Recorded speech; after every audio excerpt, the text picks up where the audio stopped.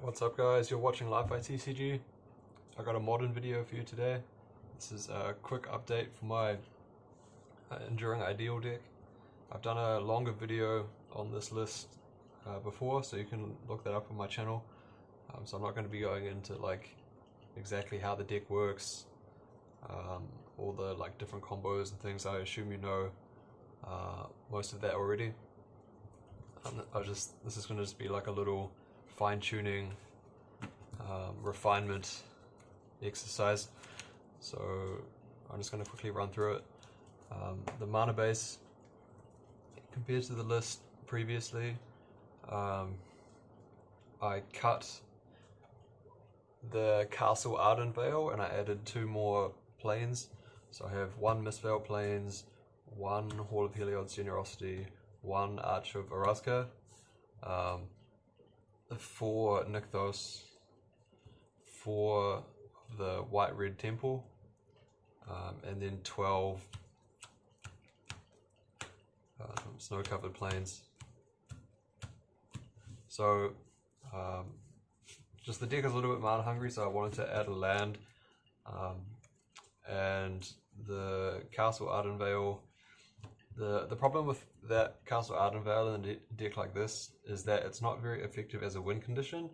When you're playing like a blue-white control deck, for example, that has actual like wrath effects, like Supreme Verdict or Terminus or Wrath of God or whatever, or even just like more removal, like Path to Exile plus like Snapcaster Path, like you can actually reliably take your opponent's creatures off the table.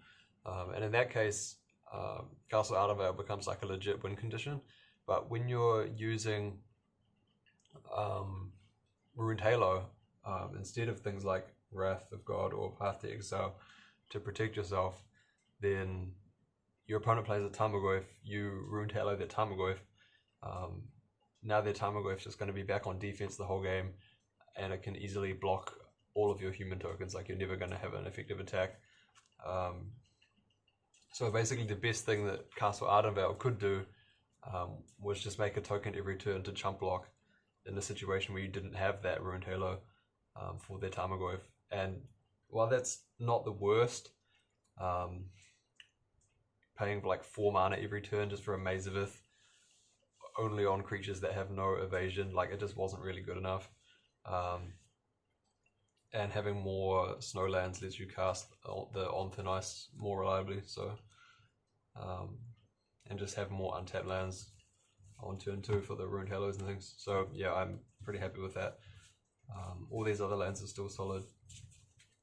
And the red-white temple, the red is just to Mize cast the Form of the Dragon. If you get all 3 of them, get 3 out of 4 of them in a game.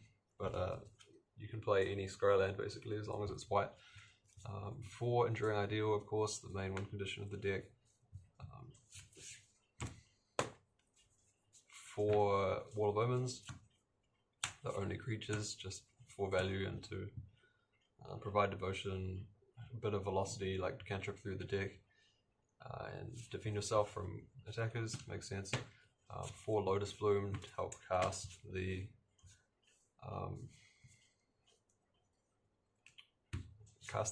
Enduring Ideal, and that's all the same as the previous list. 4 Cast Out, I've considered reducing the numbers of this because it's so often cycled rather than cast as a spell. Oftentimes you feel that it'd just be better if it was a card that like actually did something rather than just being like an empty space basically that you have to pay white just to replace. But I think that 4 mana for the Oblivion Ring effect is still reasonable. You do need some number of Oblivion Ring effects in the deck. Like, I probably wouldn't reduce this to less than say 2. And like the additional velocity it provides is pretty useful because you don't have so much library manipulation and you're pretty dependent on finding your ideal to win. So I still think 4 is okay, but like you can consider trimming this down. Then 4 Ruined Halo, just like the best defensive enchantment the deck can play. And then 4 Leyline of Sanctity. I've considered cutting Leylines, or not cutting them entirely, but like shifting around between main and side. I still think it's good enough main deck, like Burn is popular enough, and Thoughtseize decks are popular enough, that it's good enough to play at main, and it's just a free devotion source. It's possibly the case that like in a meta game where Leyline is just so totally useless that you wouldn't play it main, like it might not even be correct to play this deck at all. But yeah, I think it's still good enough.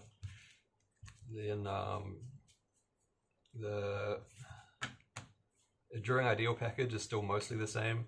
The Unlife, the Fall of the Dragon, Dovescape, Overwhelming Splendor, Sphere of Safety. So in the most recent set, the M21 core set, there's like a new combat prevention combo you can play. So before you could play Phyrexian Unlife plus Solemnity to prevent yourself from dying, right? Because the Solemnity meant that you couldn't get poison counters, which meant that the Unlife couldn't kill you. Now you can use the new enchantment 9 Lives, also with Solemnity. So what that does is, it's a 1 white, so 3 mana enchantment. If you would take damage, you put a life, I can't remember what exactly it's called, but like a life counter on the 9 lives. And when it has 9 counters, you lose the game. So if you have Solemnity, it can't get the counters, so you have infinite lives, basically. I'm not playing that for the same reason that I wasn't playing Unlife Solemnity before. I like having Form of the Dragon in the deck. I think it does a useful role. Even though it looks like it's uncastable, you can cast it from a Lotus Bloom quite easily, and the moat ability of it is very useful defensively in many situations as well. So yeah, I'm not interested in playing Solemnity 9 lives. The fact that it's 2 devotion instead of 1 is like quite appealing. But another big problem with 9 lives compared to, say, Unlife, is that if your opponent casts a Skullcrack, the prevention effect is disabled. So that scares me quite a bit, because often the way that you use Unlife, it's like the first thing that you find against burn, just to make sure that you don't die. So if you're leaning on 9 lives to do that, and then they have a Skullcrack, you just immediately lose. So yeah, I'm still playing Unlife Fall of the Dragon. I think that's the best avenue to go for that. And then before I was playing 1 Dawn of Hope as like a backup win condition that's also castable. Now I'm playing 1 Sacred Mesa. I'm still not exactly sure which is better. So the main upside for Dawn of Hope is that it's only 2 mana instead of 3, and it doesn't have an upkeep cost, so that makes it a lot better just as like a devotion source that you can slam down early and forget about. And of course it has the card draw ability. When you gain life, you pay 2 draw cards, so that's like can be a decent way to like try to refill your hand in the mid-range / control matchups. Obviously the reason why Dawn of Hope is worse is because it costs twice as much mana per token that you make with it, 4 mana per token rather than 2, and the tokens don't have flying. So the reason why I'm sort of like leaning towards Sacred Mesa right now instead of Dawn of Hope is because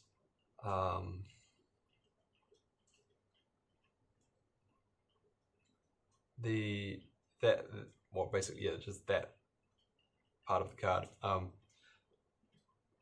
being able to take over the board much more easily, versus, because even against those kind of like mid-range / control matchups, being able to make like twice as many Pegasus as you would be able to make soldiers, that effectively takes over the game just as well, if not more so, than you would by drawing cards off of the Dawn of Hope.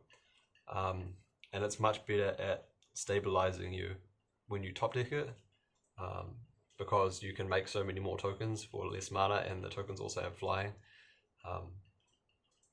So that's why I think I'm at the moment, but I think that's very, very close. Like, it's very hard to decide, but that's just something to be aware of. So the one Sacred Mesa, a few more slots remaining. So main deck now, I'm playing 2 On Thin Ice and 1 Nevermore. So before I was playing 4 Nevermore main deck and 4 Stasis Snare main deck as well. So Nevermore was a little bit too situational in some matchups against the decks that can easily get under the 3 mana cost. You know, if you're already dying to some Goblin Guides or some Tarmogoyfs or whatever, then Nevermore is not very useful. You just have to like name a random burn spell, or like guess whether they have like Battle Rage or Become Immense or something. Like, it's just not a very effective card. I still like to have 1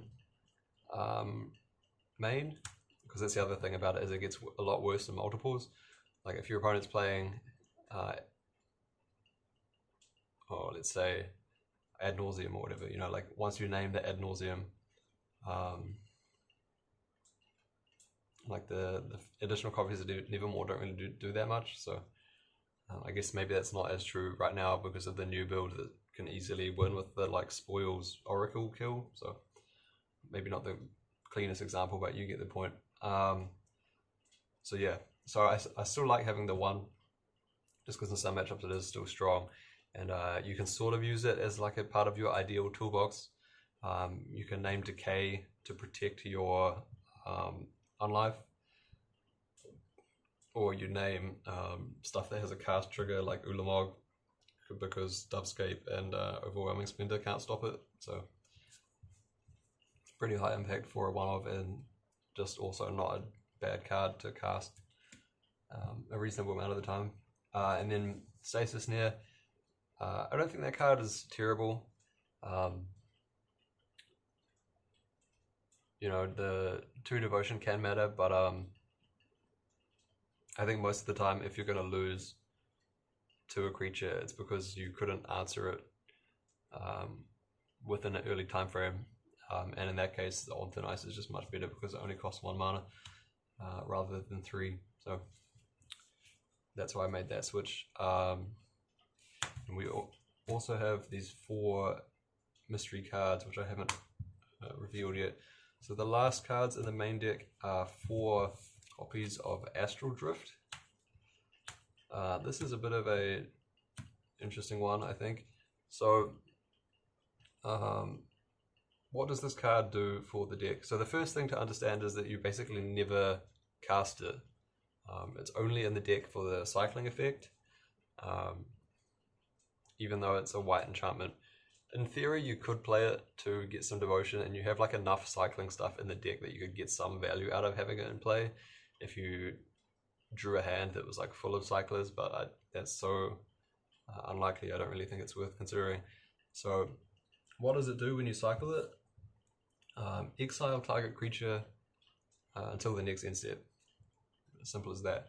So what does this do? So the first effect that it does is it kind of acts like a hybrid revitalize / remand kind of effect. Your opponent's attacking you with some creature, you pay 3 mana, you gain the life effectively because you don't take the damage, and then you draw a card. So you're delaying the game, you're giving yourself time to draw more lands, you're giving yourself time to draw the Enduring Ideal itself. Your Lotus Bloom can be ticking down, you know, all those good things. So yeah, it's just sort of like that kind of remand style of effect that you see in like the blue Scapeshift decks. Like, even though remand, they get their spell back, they can do it again the next turn. All you're trying to do is just delay the game in a way that makes you not go down on resources. So you still can draw into the high land count that you need to cast Enduring Ideal, or your other disruption and things like that. So that's the one straightforward use of it. The other thing that's worth remembering is that it's a instant speed, the cycling effect. So like if your opponent is thinking about playing like a team of Battle Rage or something in their combat, they might have to play around you exiling their creature in response, which is not something they typically expect out of like the mono enchantments deck. Of course you could get that effect with the Stasis Snare kind of anyway, and a lot of opponents might assume that you have Path to Exile just because, like, why wouldn't you have it? You're a mono white control deck. But the fact that you have the option to do that is pretty nice. And then like exiling the creature rather than just tapping it, that can be a really important factor as well. So one example is Shark Typhoon. Like if your opponent Stoneforges for Sword of Feast of Famine, they might want to put that on the Shark token rather than on the Stoneforge, because if it was on the Stoneforge, your Wall of Omens could block it. So, you know, they try to equip to the Shark token, and then boom, the Shark token exiled forever. The other thing that's sort of good to hit with this is Uro. So if your opponent escapes Uro and then they're about to attack with it, you can cycle Astral Drift on it, and it's not super clean because the Uro, when the Uro comes back, they'll get another trigger, so they get to draw a card and put a land into play. But because the Uro didn't escape, it will just die from its own trigger, and then they need to find 5 more cards for their graveyard if they want to escape it again. So yeah, it doesn't seem that good, obviously, because they get an extra card when the Uro comes in, but this is a situation where they were going to be attacking you with the Uro anyway. So really it's not that much of a downside. So yeah, so there's a few different situations where actually being able to blink an enemy creature is a pretty relevant interaction beyond just gaining the life that you beyond just the damage that you stopped from them attacking you. And the final, well, not the final, so one more thing about that is that it gives you a way to interact that's not a spell. So of course when you play Enduring Ideal, you can't cast spells for the rest of the game, but you can still cycle stuff, and when you cycle it, the trigger ability still happens. So that's a nice thing as well. If your opponent's expecting you might not be able to interact,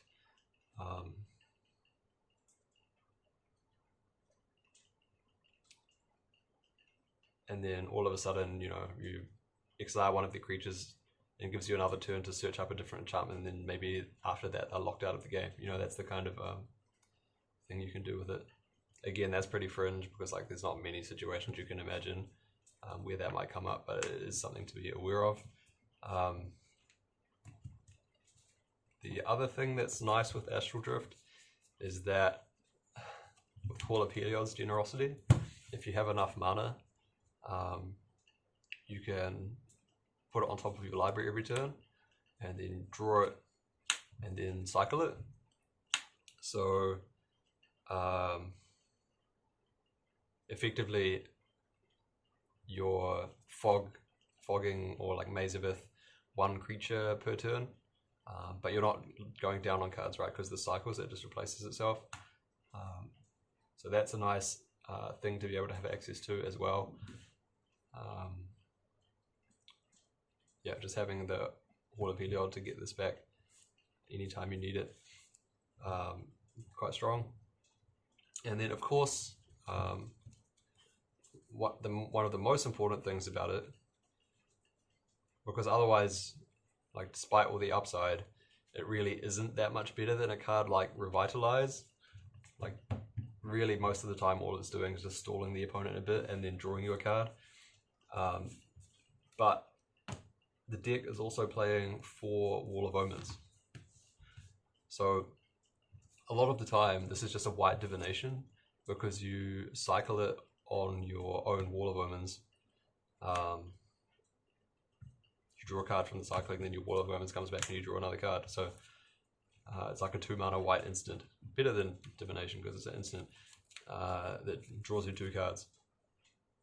So that's actually quite nice because it's not really the kind of effect that the deck had access to before. In the matchups where you're kind of ignoring what the opponent's doing because maybe it's just like a race, like they're racing to get their Khan or their Primeval Titan or something into play. You can't really interact with it. You're just trying to find your Enduring Ideal as soon as possible. You know, you can just draw 2 cards, or in a situation where you don't need this to stall your opponent's creature necessarily. Like you're on a high enough life total that you don't need to exile the guy for 1 turn. You can just draw 2 cards instead. Or you can even block and then before damage flicker your Wall of Omens. So it does both. You draw 2 cards and you gain some life. So yeah, it's really nice. The thing that you do have to watch out for is like the way that the triggers stack. So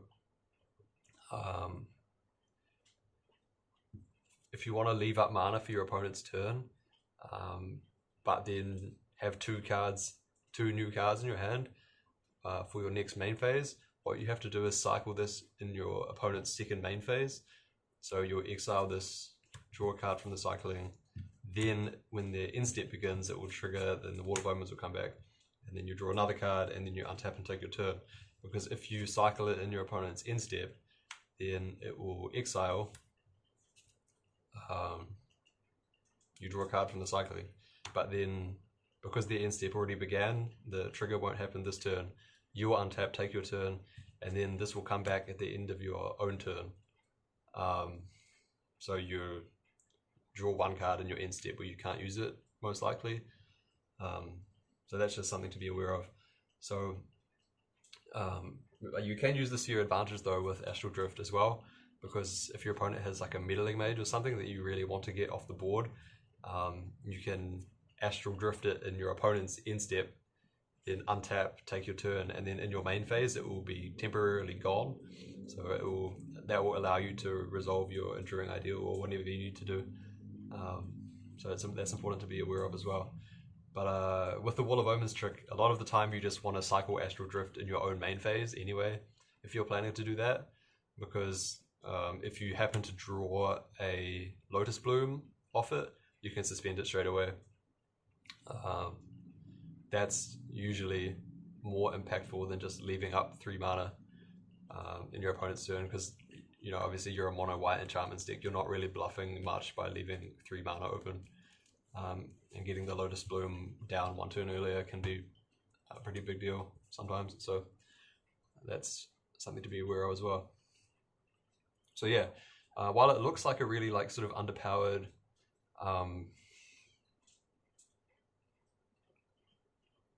like weak card, maybe like slightly not good enough, especially when you're not really abusing the cycling synergies like you would in those kind of dedicated Astral Slide decks that you saw in sort of like old extended or like casual legacy basically at this point.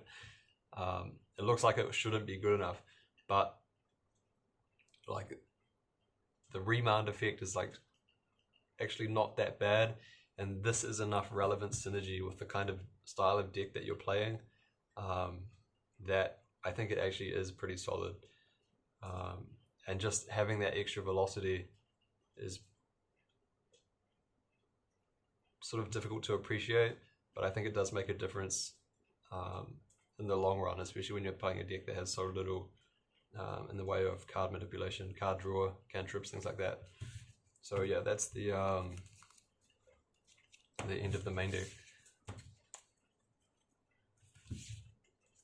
So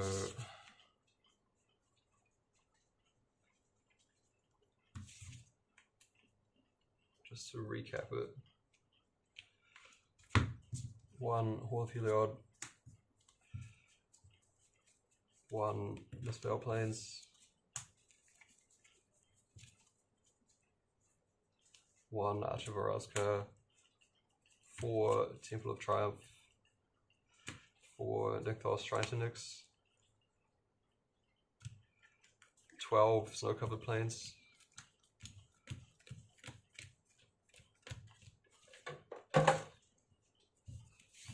then 4 Enduring Ideal, 4 Wall of Omens, 4 Lotus Bloom, and then all the enchantments, 4 Astral Drift, 4 Ruined Halo,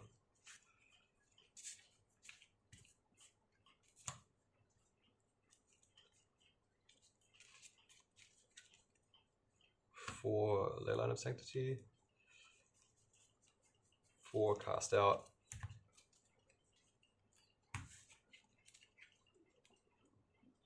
2 On Thin Ice, 1 Nevermore, 1 Sacred Mesa, 1 Form of the Dragon, 1 Phyrexian Unlife, 1 Sphere of Safety, 1 Overwhelming Splendor, and 1 Dovescape. I'll quickly go onto the sideboard now as well. When I previously posted this list, the sideboard was like extremely unrefined, just a bunch of white cards from my binder basically. But now I have a better idea of what I think the deck needs. The first few cards will be pretty obvious. It's the other 3 copies of Nevermore and the other 2 copies of On Thin Ice. So in the matchups where these are good, you want more of them, pretty straightforward. Not much to say about those. So 5 cards. The Grand Abolisher I'm still including in the deck versus the control decks. I think this is pretty good. Your opponent's going to be pretty desperate to board all their removal out because otherwise it's just not very good against you. Then disabling all of their counter spells is obviously quite strong. One thing I have considered is whether Ranger Captain of Eos might be better than this.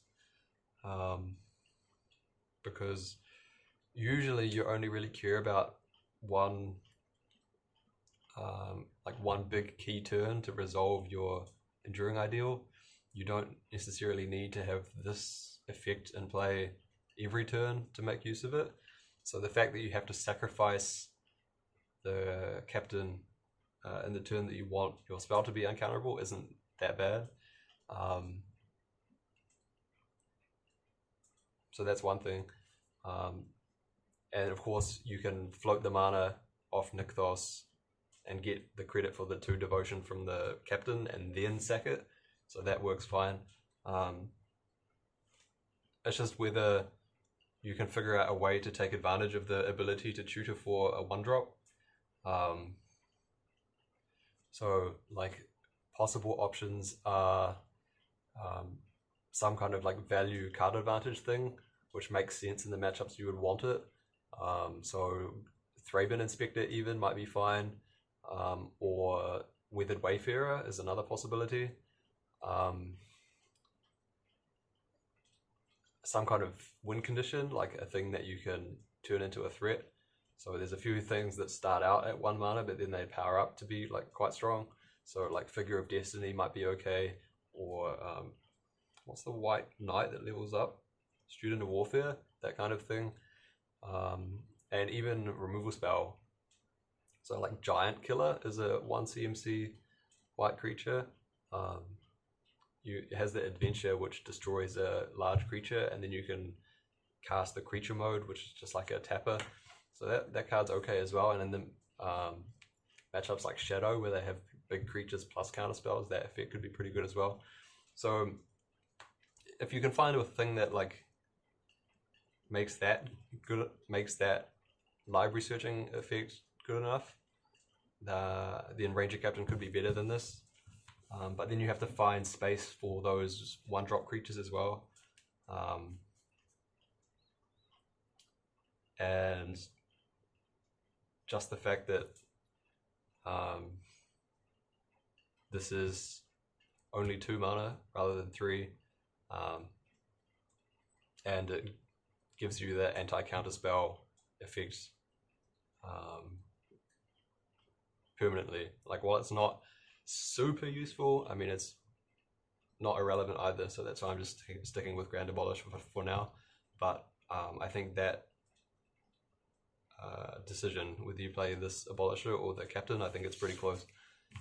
So 4 Abolishers is in addition to the 5 cards that we already saw. Then the next few cards, I don't know if we could do this one first. 1 Boseiju. So again, it's a similar effect to the Abolisher, just want to make your ideal uncounterable. This might actually be a worse card than Abolisher or Knight Captain, because in a lot of the matchups where you want this effect, your opponent probably has Field of Ruin in their deck, so you know, that's obviously not great if they can just get rid of this for very little cost. But at the same time, their Field of Ruins might be a bit stretched because they'll be trying to go after your things like Nykthos as well. So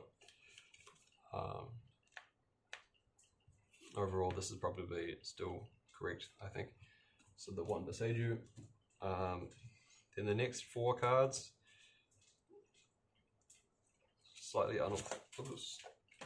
unorthodox choice. 4 Mana Tithe. So currently I only have 1 to show you, but I'll pick up the next few soon.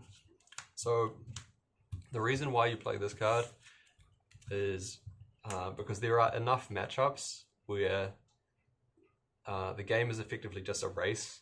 Like, you're not particularly good at interacting with them. Like, you might have Nevermore, for example, as your most relevant card, and even then it might be too slow, because this is a matchup where like Ruined Halo is not necessarily very good, and Leyline of Sanctity is not necessarily very good. You know, all of your like permanent based disruption isn't effective, but also your opponent doesn't really have any ways to stop you either. Like, maybe they're a deck that doesn't have counter spells, they don't really have much interaction, like they're just trying to race as fast as they can, and so are you. So what are matchups like this? So one example would be any kind of like Devoted Druid deck is a good example. Amulet is a kind of a matchup that goes a bit like this as well. Tron also, same kind of deal. They don't counter your spells, they don't try and discard your hand. All they're trying to do as fast as they can is just get the 3 lands in play and then play a big bomb and start destroying your permanents.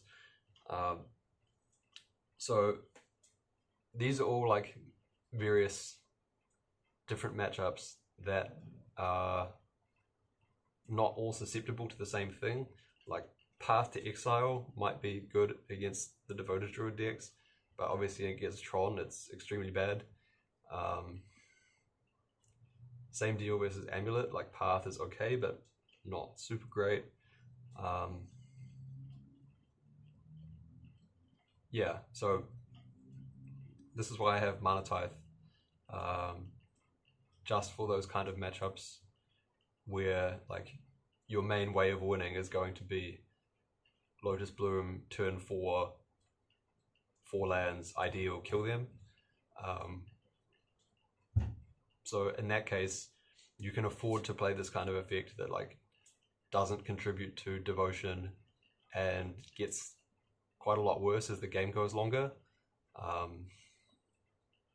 because you really need something to stop them early, and you're really going to be leaning on the Lotus Bloom to make sure that you win quick, rather than Nykthos to like slowly build up a board and win later. So yeah, I think a card like Mana Tithe is really good for solving the problem matchups that this deck has. I haven't had much chance to like properly test that, but in theory I think it's probably a more effective use of sideboard space than any other card that I can think of, unless you have like a deck that you specifically really want to target, where you could play like a Stony Silence or a Recent Peace or something instead. I think Mana Tithe is broadly applicable enough that it's a good use of these 4 sideboard slots, but again, we'll have to see. And then, so there's one more sideboard slot remaining.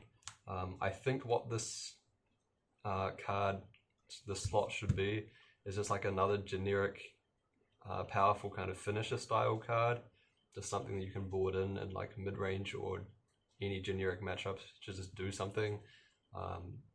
Again, in those situations where maybe some of your main deck disruption isn't as good. So there are various different effects to consider here. So what I played recently was Sigil of the Empty Throne. Obviously it's a complete non-bow with Enduring Ideal, because you can't cast spells after your Ideal resolves, but that's not why you include it. It's just supposed to be like a mid-game play that you can make versus fear decks that is really scary for them. Making angels every turn, and the solid thing about it being an enchantment is that if they do counter it or discard it somehow, you can keep looping it back with the Heliod land. That's a pretty strong upside for playing an enchantment as this kind of like backup splashy finisher effect. Also, playing a creature in this space can be okay as well, because it can't be hit by things like negate or sub-denial or force of negation, or it can't be hit by enchantment removal either, which your opponent might have. So the options for this would be an effect like Baneslayer Angel, possibly Sun Titan. One card that I think is okay actually is Cavalier of Dawn. It makes 3 devotion, which is pretty unique. The Enter the Battlefield effect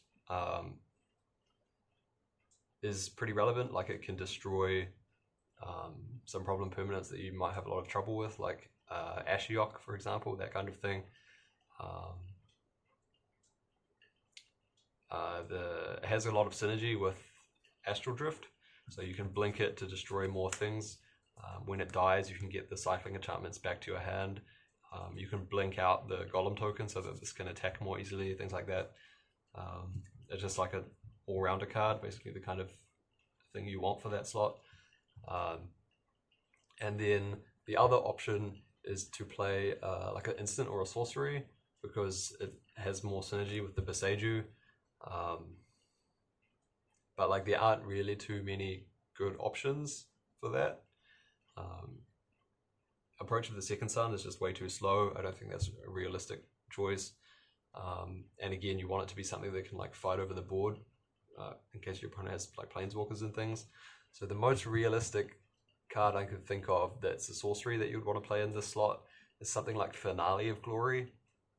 I just think maybe it's a little bit too overcosted. And again, not helping with your devotion is a bit of a drawback as well, so I'll probably stay away from that direction. And then another idea that I just had recently, in a similar vein to Sigil of the Empty Throne, is you could play Starfield of Nyx. So in the post-board games, your opponent's unlikely to have creature removal, especially sweepers, so the risk of turning all your enchantments into creatures is not so important. And it can quickly threaten your opponent a lot of damage out of nowhere. And again, it has a lot of synergy with the cycling enchantments, like you getting back a 4/4 cast out and exiling one of their permanents for free every turn is a pretty big deal. So I think that'd be another very solid choice. So yeah, again, just to reiterate the sideboard. So the 3 Nevermore, 2 Thin Ice, 4 Grand Abolisher, Boseiju, then 4 Mana Tithe, and 1 mid-range bomb finisher kind of thing. Yeah, so yeah, that's where I'm at with this deck at the moment. Like, I gotta admit, probably not the most competitive strategy. It is a little bit slow, and it does have a very like polarized matchups. Like, if you're the kind of player that you feel like you want to play like a very flexible fear strategy that can have sort of like, you want to be the guy who's playing the like 55% matchup versus everybody, this is not that deck. You know, when you're playing things like Leyline of Sanctity in your main deck, you can get the idea. You're going to have some matchups that are very easy, some matchups that are very hard, but sometimes in Modern you just have to like pick your battles. But it's definitely not terrible. It has a lot of game versus some of the like more popular decks, like Burn, for example. Is surprisingly effective versus Death Shadow and like Jund as well. And then Scape Shift is very good against. So yeah, there are definitely places where it can be successful, but it's a little bit high risk, high reward in that sense. But yeah, so yeah, this is the list that I would recommend. I've been having a lot of fun with it, and winning a reasonable amount with it too, but maybe not enough that I would play it if my life depended on it, let's put it that way. So that's all for today.